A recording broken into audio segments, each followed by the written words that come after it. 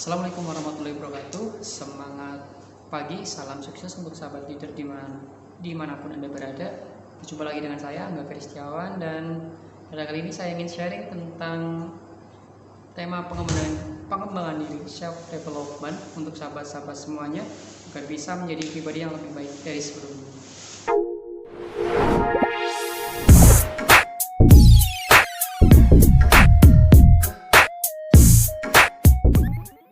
Hari ini saya ingin memberikan materi dengan tema bagaimana kita bisa menjadi pribadi yang sukses dan kunci dari kita bisa menjadi orang yang mampu memiliki pengalaman, bahkan bisa secara profesional membidangi sebuah bidang menjadi seorang praktisi. Ada 3 level kita untuk bisa mengupgrade diri kita menjadi level praktisi atau seseorang yang sudah memiliki kompetensi yang cukup baik, bahkan di level yang sudah profesional. Level pertama yaitu level tahu. Di level tahu ini kita harus bisa mengetahui apa saja potensi atau bakat yang kita miliki. Dan perlu diinformasikan juga bahwa bakat yang orang miliki bukanlah hobi, sahabat sekalian. Artinya jika teman-teman memiliki hobi menyanyi, memiliki hobi menulis, memiliki hobi traveling dan sebagainya, itu bukanlah bakat. Bakat jauh lebih spesifik dari itu. Bakat itu bisa digunakan untuk berbagai bidang sebenarnya, tergantung dari spesifikasi bakat yang kita miliki.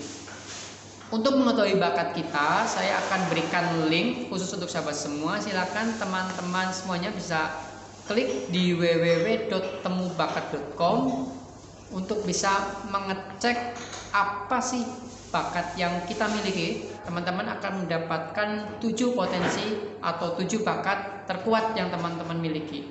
Karena tes yang dinamakan Strength Typology ini merupakan tes sederhana yang akan memberikan informasi cukup akurat bagi teman-teman yang ingin mengetahui secara singkat, secara mudah, secara sederhana dari bakat yang kita miliki. 7 bakat terkuat adalah 7 urutan pertama, dan itulah yang harus kita kembangkan menjadi diri kita, menjadi background kita, menjadi personal branding kita, dan kita akan naikkan ke level selanjutnya. Setelah teman-teman melakukan tes, teman-teman akan mendapatkan hasilnya dan teman-teman akan tahu apa sih potensi diri teman-teman. Setelah teman-teman tahu potensinya, kemudian kita naik ke level kedua, upgrade diri kita, yaitu level paham.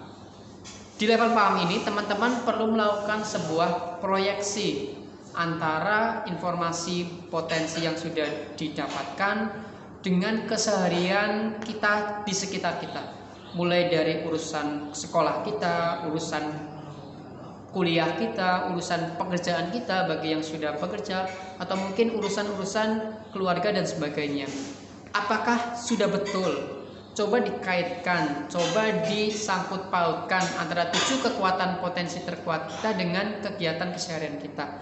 Jika memang sudah dirasa cocok, memang betul itu yang saya alami, memang betul ini yang potensi terkuat yang saya rasakan, maka fokuskan kepada bakat-bakat itu, proyeksikan, pahami dengan betul lewat pengalaman-pengalaman, dan temukanlah potensi terkuat dan terus kembangkan langkah selanjutnya, yaitu di langkah ketiga, level upgrading yang paling tinggi, yaitu level bisa.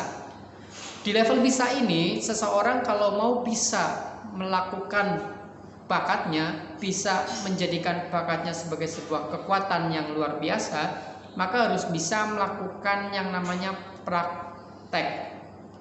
Artinya potensi setelah diketahui maka harus diproyeksikan dan harus dicermati mana yang paling tepat. Setelah ditemukan yang paling tepat, itu harus terus dipraktekkan dalam keseharian kita. Misalkan dalam 34 bakat, saya sendiri memiliki bakat motivating, memotivasi. Dengan bakat yang saya miliki ini, saya coba proyeksikan apakah betul saya memang nyaman melakukan motivasi itu, dan apakah betul orang lain juga termotivasi, dan ternyata betul. Artinya sudah sinkron. Tinggal level ketiga yaitu bisa.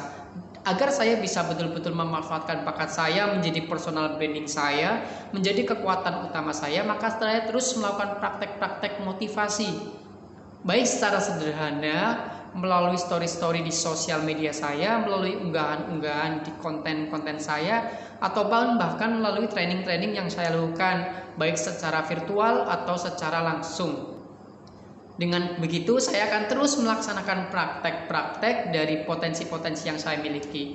Dan sebagai acuan, kalau teman-teman ingin potensi Anda menjadi sebuah kekuatan, maka Anda harus membangun potensi Anda menjadi sebuah program yang bisa menjadi dipraktekkan, dan praktek ini harus terus berkelanjutan. Artinya harus terus continue selama minimal 21 hari. Ini rumusnya. Jika dalam waktu belum 21 hari teman-teman tidak melaksanakan satu kali, dianggap sudah terputus di tengah jalan. Artinya kita tidak bisa melanjutkan lagi dan harus mulai dari nol lagi. Kenapa? Karena ini akan membuat karakter dan kebiasaan kita. Jadi harus ada 21 hari minimal, 21 kali dalam 21 hari mengulang terus aktivitas itu, agar itu bisa menjadi kebiasaan yang tidak perlu kita paksakan. Kebiasaan-kebiasaan yang terus berulang akan menjadi karakter dan kepribadian kita. Itulah kuncinya.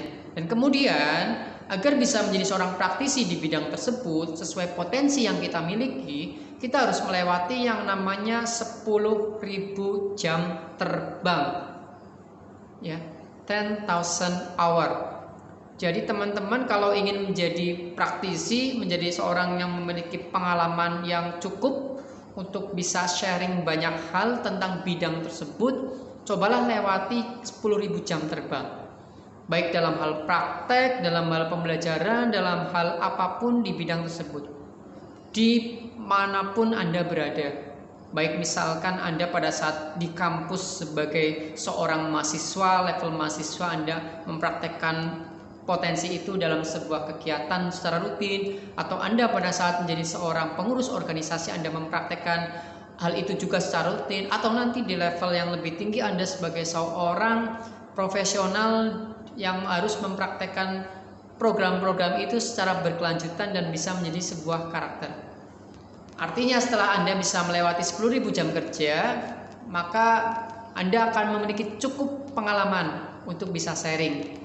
Dan yang perlu menjadi catatan perhatian bahwa jangan kemudian menjadikan 10.000 jam terbang ini sebagai sebuah kebanggaan, sebagai sebuah alasan untuk kita tidak mau belajar tentang potensi kita itu, menjadi alasan untuk kita tidak mau kembali meningkatkan pembelajaran kita terhadap bidang yang kita kuasai itu.